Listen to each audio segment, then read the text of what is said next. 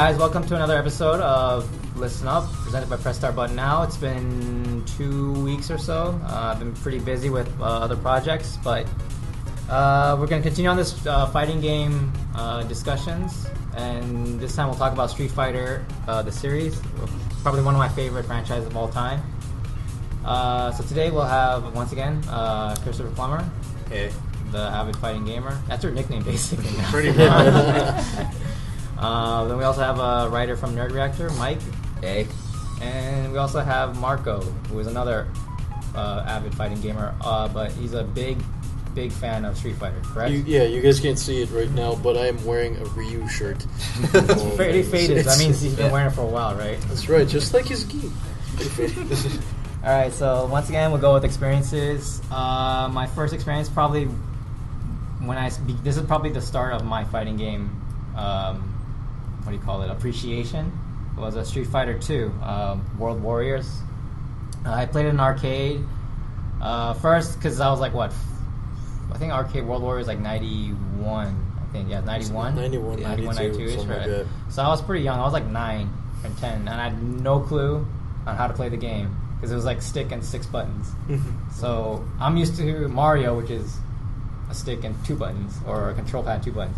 So I had no clue what the 6 buttons. So I had to basically learn myself to play what these things do. Eventually I figured out how to do Hadouken and then Hurricane Kick. I never got the Z motion down or the Dragon Punch motion down. But probably my favorite is between Third Strike and Super Street Fighter 4. Super Street Fighter 4, actually think, even though some people don't like it, I think it's actually a pretty decent fighter. At first I thought it was pretty light, like it wasn't that deep, but then I learned about, safe jumpings, and then there's Kara moves, and then there's also FADC stuff? FADC is like a staple, but it's like deep moves, like frame advantage, frame trapping as well. So that's when I started learning about frame trapping, is in Super Street Fighter 4, when one guy told me, like, oh yeah, this is a frame trap, so I wouldn't recommend doing anything or just blocking when I do this move. I'm like, okay. So that game, I got pretty deep into it. But yeah, that's probably one of my favorite games of all time is Super Street Fighter 4, 8, or Third Strike. Third Strike is, overall, it's all good. Everybody enjoys it. I mean, everybody who enjoys Street Fighter knows that Third Strike is one of the best in the franchise. But Marco, what's your experience with Street Fighter? So my experiences with Street Fighter go back to, I was an arcade kid. I'd run to get quarters from my parents every single time I was like in like Cerritos Mall, where they had Aladdin's Castle and all that. You can tell. You remember that? You remember that? You remember that arcade? I was like going past like all the rides and stuff like that. You're like, skee ball now. I want to play Street Fighter 2. That's where it was at. But I really didn't know like what I was doing. Like, of course, everybody comes to like the stick and the 6 buttons for the first time, and they're just wiggling joystick around, and like you pick Ryu and you kind of hope a fireball comes out. Yeah, and I didn't even know he had a fireball at that time. Like, right? I was like, something comes out, I'm like, whoa, what happened? And you just try to go figure out what you did to bring the fireball back out about you. I think part of it was just I like the sound of the jab in that game. It was literally like a pew pew pew sound. Then you hit Fierce. Yeah, and then it's like, what was that? Whoa. And then you hit somebody with it, you're like, oh man, sounded devastating and all that. But obviously, my experiences with Street Fighter 2 are not unfounded, because if you look at the long-term effect that Street Fighter 2 has had on the fighters that came out after it, how many other fighters modeled kind of just their whole system around the Street Fighter Pretty much system? everyone. Almost it was everyone. that big. Yeah. It just set the precedence for fighting games onward. Yeah, that's basically the pioneer of fighting game in general. But what was your favorite then? My favorite, out of the series, to this day I'll still play Super Turbo, because I still stand by the whole thing where if you're great at Super Turbo and you understand zoning basics, and it's literally like almost like a high risk, high reward thing, because there's no damage scaling, and the throw softening in that game. And you get stunned really quickly. Yeah, you get stunned very quickly. Throw softening doesn't exist. Well, it does, but like you still take full damage. And the funny part is that if you tech the throw in Super Turbo, if the damage of the original throw can kill you, even if you soften it, it will still kill you. you'll just float higher into the air like you teched it, but you'll still die like still floating. Exactly. I got out of it, but no, my life bar. Probably people didn't like it so much because the throw teching, it still hurts you. It still penalizes you for getting thrown. for predicting them throwing it. So you get punished for predicting. No, that throw game in Super Turbo was very black and white. Either they threw you or you threw them. So I think that's one of the things, you don't let them come near you. Yeah, and grabs were just devastating in that game. Grabs would take almost like 1/3 of your health. 1/3 of your health. You remember World Warriors? It did so much. Yeah, damage. Like Honda. Like I remember playing. I remember playing against CPU Honda, and I never got past CPU Honda because every time I'd either like trying to throw fireball, and when I did figure out how to throw fireball, he'd be jumping over it, which is one. And then anytime he got in close to me, it was like, like oh my life. I thought it was also like, was it Balrog's headbutt? Balrog's headbutt. Yeah, I think it's a mix-up. It's a higher. Was it Blanca's like headbite too? Headbite. I was like, get off me! What are you doing? Not the headbite! Not the headbite! Oh man, that cartoon. But yeah, Super Turbo is definitely up there for me. Third Strike, back in my heyday when I used to play it a lot. Oh man, I love that game. I still love this game to this day. But trying to figure out how all the small things about that game that you remembered and then you forget after you stop playing it for a while. Yeah. It's like, man, all my parrying's off. I forgot that such and such could do this after such and such. But yeah, like Super Turbo and Third Strike, I think probably are what take the cake for me. When 4 came out, I was excited for it too. I mean, it was nice. It was a nice resurgence of the series. I liked playing Abel a lot because he was a new character. And let's just face it, I mean, like, the time between Street Fighter Third Strike and 4, the only thing that was getting played in that time was Third Strike. And I was like, I think I need something fresh. So it came at a great time. Mike, what was your experience? Kind of same as everyone else. It's like my first encounter with it. Me and my family would usually go to this one Mexican restaurant up on Firestone. This is when I was still back in Downey. And they would have this arcade machine set up next to where you order your food at, and they'd have Street Fighter 2 there. So I bugged my dad to give me a couple quarters so I could play it, and that's kind of how I got into fighting games for the most part. I mostly just pick characters like Blanca or E Honda and just smash the button. Oh no! Mash the button. He's doing something cool. Because that was the most I knew how to do then. Yeah, I think that's one of the things I learned about the old one was I played Guile a lot in that game because all it was is hold back and then push forward and then punch or hold down and up and kick, and then you'll have two. He only has 2 moves, so it's not really hard to do those moves. It's just back then I didn't realize how you have to use those moves effectively because he only has 2 moves. Remember? Yeah, and he still has those 2 moves to this day. But he has more things he can do. Well, yeah. Back then he was like, flash kick or Sonic Boom. I'm crouching. Take a guess. That is just. But yeah, that's pretty much the main exposure I got to it because I didn't really have a lot of friends. I was a quiet kid back then, but. So occasionally I'd go to my best friend's house at the time. We'd play some games. Sometimes it would be Street Fighter, and we'd just kind of mess around with that. And it was like, years later, I wouldn't really go to arcades that often because I'd mostly be in school, and there wasn't really one nearby because in fucking Downey, there's everywhere. It was Downey. Yeah, Downey, there's like nothing there. So I didn't really have a whole lot of arcade exposure except when we went to a mall or something and I'd see a random arcade there. And I'd bug my parents for like $1 or something in quarters because when else was I going to have that chance? So it's like years on, I play more games, and it's when I get to college, I start off in Long Beach City College because couldn't really afford anything else at the time, but they have an arcade there, and I would say that was where I got my real exposure to like an actual arcade experience, and then I met some friends that would teach me the ropes on things. I got competitive taste, right? More of the competitive taste, so I got into like Marvel and CVS2, and then I got introduced to Third Strike while I was at because that was It was about a few years. That was the only game that uses an arcade. Yeah. Just Third Strike. They'd have Third Strike. And then I started playing Third Strike more and more and more. And it's like, beforehand, I was playing games like Guilty Gear and whatnot. And it's like, Street Fighter 3 was just completely different from anything else I played. It's just the character. It was slower, right? It was slower, but at the same time, it made you really think about what you wanted to do. It's like you have to mix your stuff up, otherwise you're just gonna get parried to all hell. You have to learn how to do mix-ups. You have to learn to be aggressive at the same time, and the characters themselves were also just really creative. I mean, a lot of their mechanics were recycled from past characters, but the actual design was just really what's the word I want to use here? Vibrant, yeah. And it's like, when I first got introduced to Third Strike, I would be playing Necro because I thought he was like Dalsum. And it's he's not.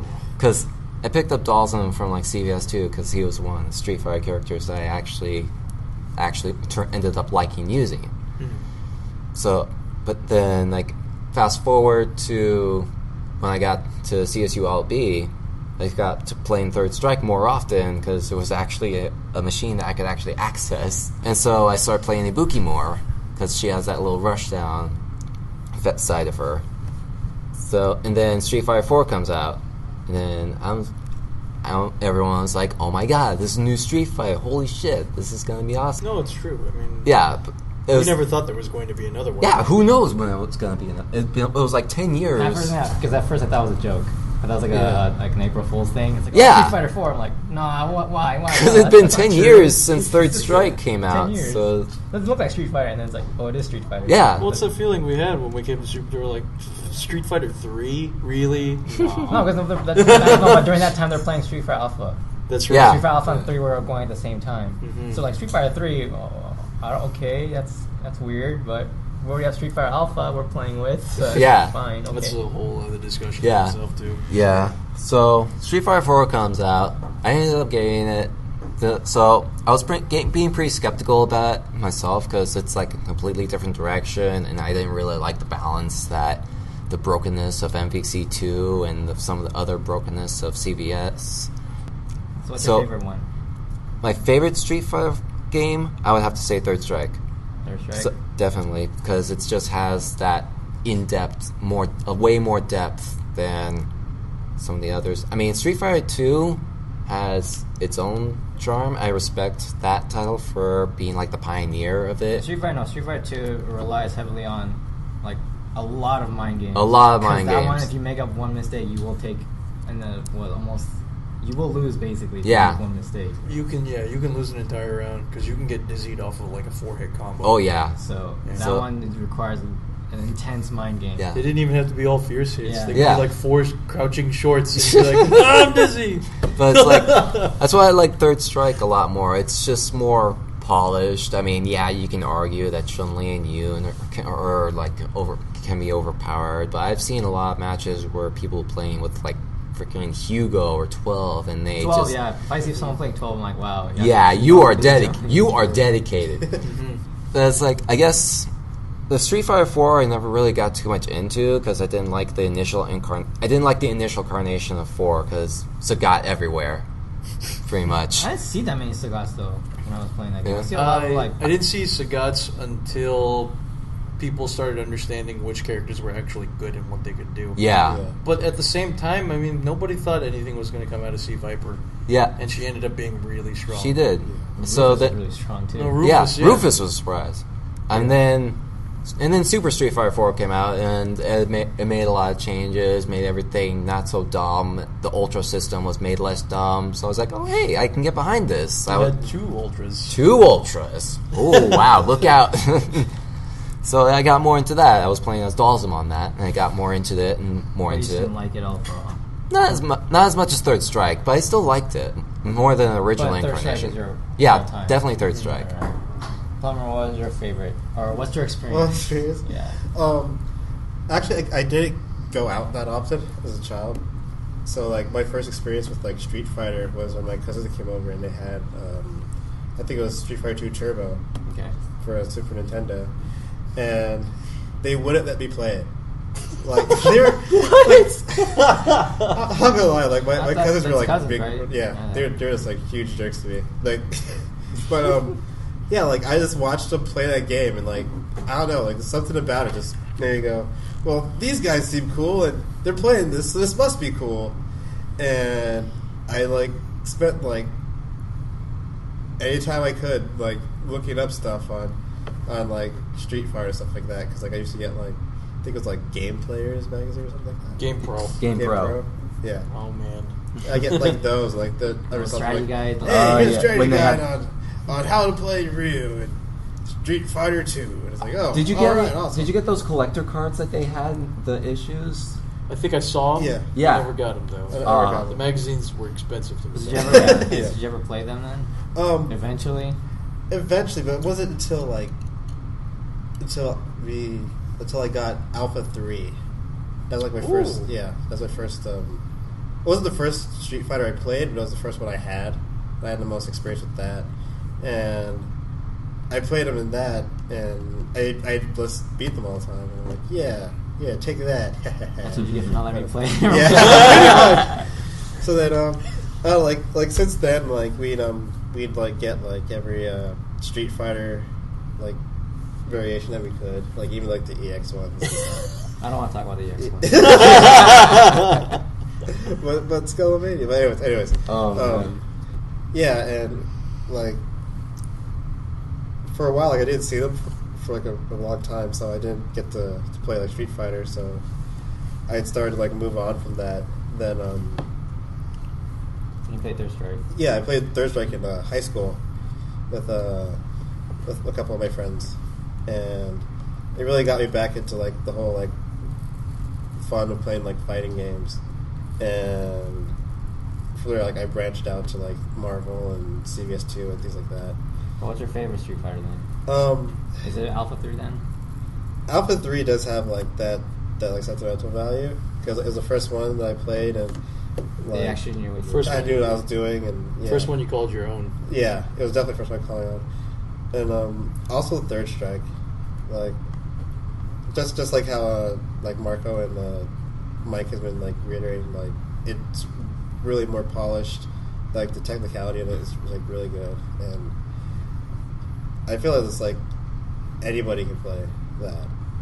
That one? Yeah, I really do. I don't know if anybody can just pick up and play that one. That one like it's easy to pick up, but you take time to master it. Yeah. Mm-hmm. No, because I see Super Street Fighter 4 to be easier to pick up. Oh, it's definitely it is. Street Fighter 3 when I played that on a stick, I didn't realize how strict the controls were compared to 4. Because I was playing 4 on a stick, I'm like, okay, it's pretty easy.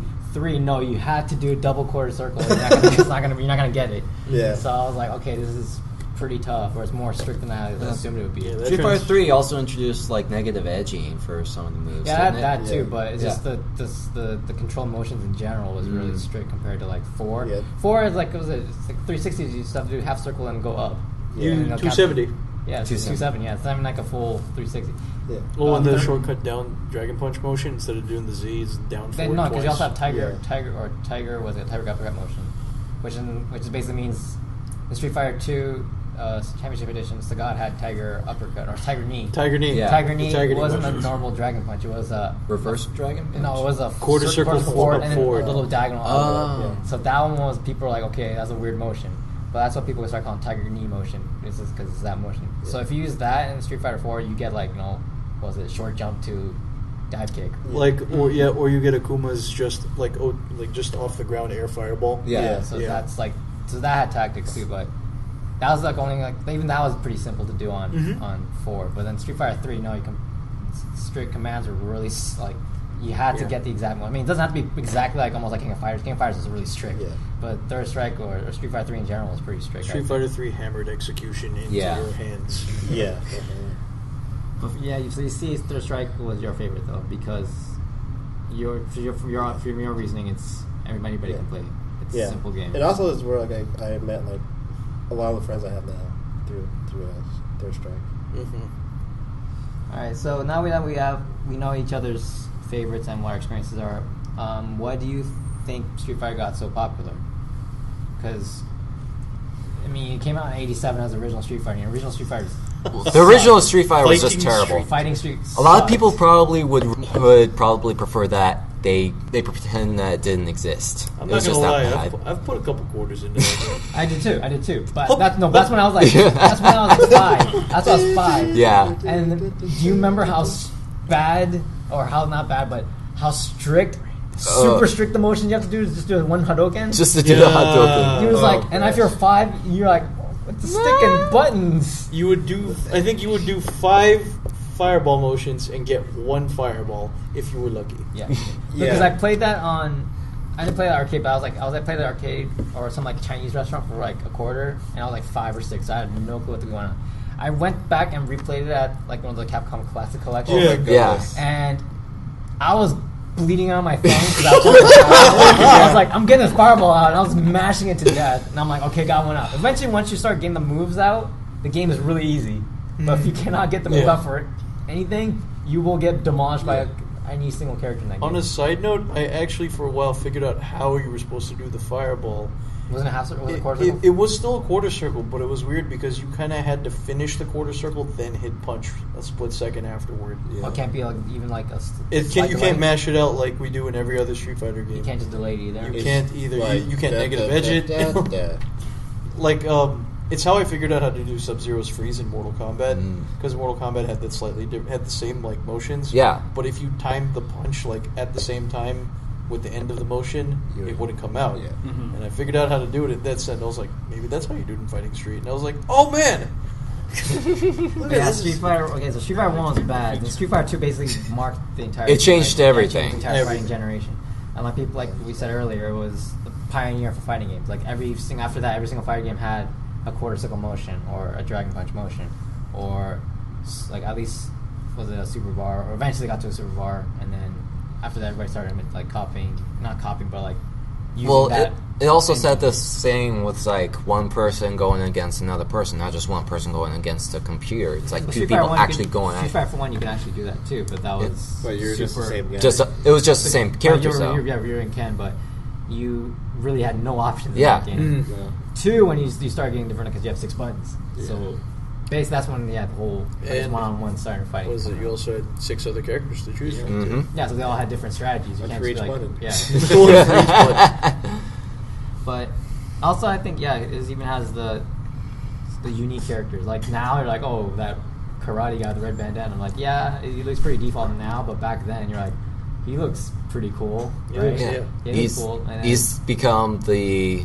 He's like the staple staple for like the lone warrior. Yeah, he's the staple of the fighting game characters. Yeah. Because if you see him, you're like, oh, it's Street Fighter. Yeah. Because like in every like comic or even like TV show you see, if you see a guy in red bandana, and you're like, oh, I know where that guy is from. I know what they're trying to imitate. It's like a white gi or even just doing like you see a guy's doing an uppercut with a dragon. I'm like, oh, of course, that guy. Or he's jumping up with the uppercut. And stuff jumping like uppercut. That, It's mostly or just even throwing the fireball. It's mostly the Shuriken and the Hadouken is like the most like the Tatsumaki.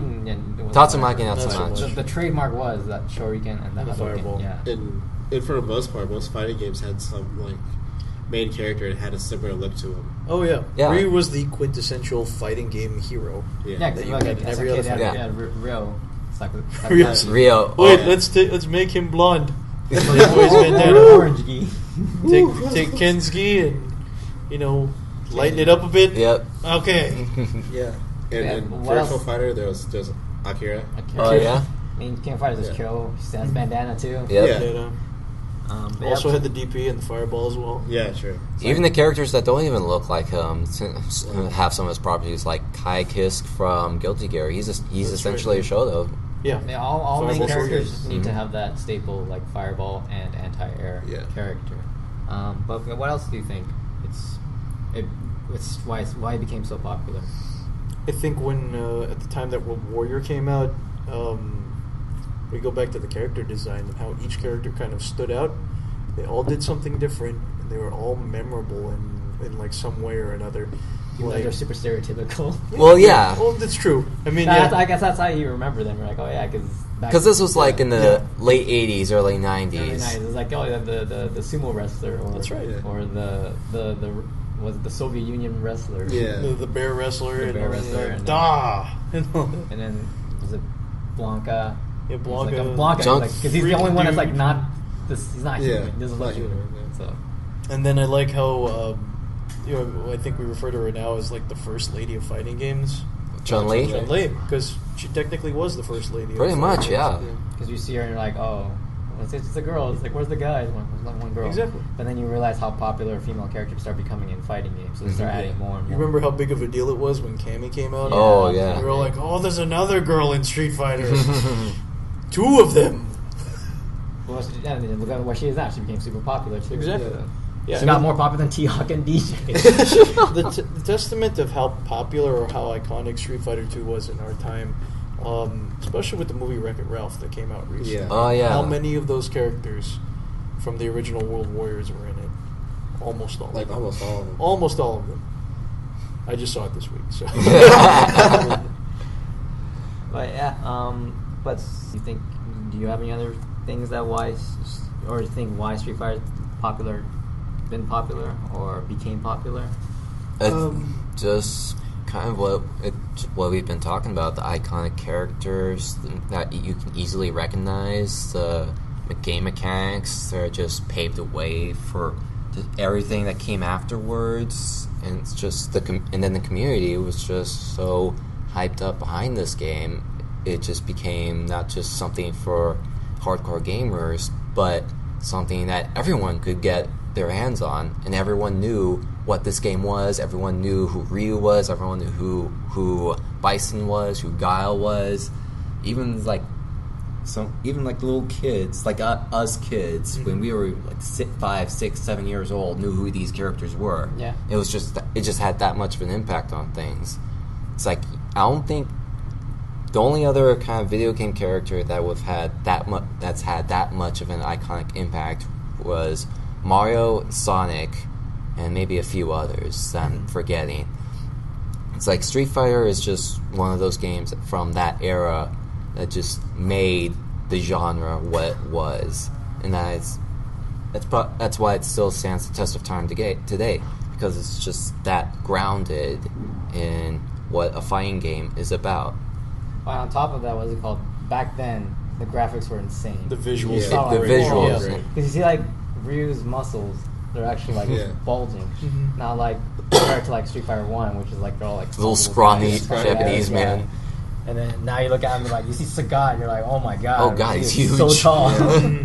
Or you see Zangief, you're like, oh, he's so huge. He's, like, bulky. So, yeah, like, probably graphics also, like, back then, you're like, this is, like, probably the most nicest-looking games ever made. Its presentation was just amazing for the time that it came out, because I mean, like, it's hard to really think of whether or not there were any other fighting games that came out around that time. Well, part of that's really because of their advertising too. Like, Capcom put a lot into advertising, like the first Street Fighter 2. Like, if you like try to look up like other games advertising, it's just like nothing compared to Street Fighter 2. That's very true. I was actually looking up some, like, YouTube videos. It was like a couple months back, and I ran into some old tutorial videos, like VHS tutorials that apparently Capcom funded for. You know what? What? It was like Street Fighter 2, like Turbo or Champion Edition. Championship Edition. I have that VHS. You actually do. I have it. Oh man! It was some random white dude with like a backwards cap. Because like 80s fashion. Yeah, and stuff like that. And he went to like Capcom headquarters, and champion Street Fighter player at the time was like Tomo Uhira or something like that. Mm-hmm. And basically they'd run through all 12 characters, because at that point they had the boss characters available to play. Mm-hmm. And they go through each one, and like there was a really awful voiceover for each character. It's supposed to be like stereotypical. It was awful. Like it was something like, if you want to do Ryu's combo, start with jumping hard kick. Yes, yeah, and then they would do like slow motions of it, and it's like, did they say Ryu or was it Ryu? No, it was Ryu. It was Ryu because they didn't know how to say his name. Yeah, it's like I couldn't follow that. Yeah, like, how does this work? I remember like in like the voice, like just the voiceovers were so bad. That's what I remember. It's like my fireball and dragon punch, I remember devastating to my foe. It's just so corny. Was, oh my gosh! Funny thing is that I didn't hear these till like around like Street Fighter 4 is already out, and it's actually how I learned how to play Honda. I haven't not played Honda like Street Fighter since then. But it's like, what I lack in speed on the ground and in the air, I make up for in attack power. Hoi! Make sure that you use my patented 100-hand slap and my devastating sumo headbutt. Yeah! It's like, I don't remember ever ki-ing. Remember they also did one for Balrog, and it got pretty shady. Oh my god. Because he's supposed to be like Mike Tyson. Yeah. He was like, hey man, my name's Balrog. And here's how you use me. You gotta make sure you charge back and then forward and use one of the attack buttons to do a special punch. Also, I have this headbutt. Make sure you use that sparingly. Like, you really use sparingly? Yeah, it's sparingly. And I was like, hey, no, that's a very strange word for such a stereotypical voice. Alright, so... Could have been voiced by Michael Clark Duncan. God rest his soul. Oh, we gotta talk about that. Shot a gun with the glove. Anyway, no, I'm not talking about the glove.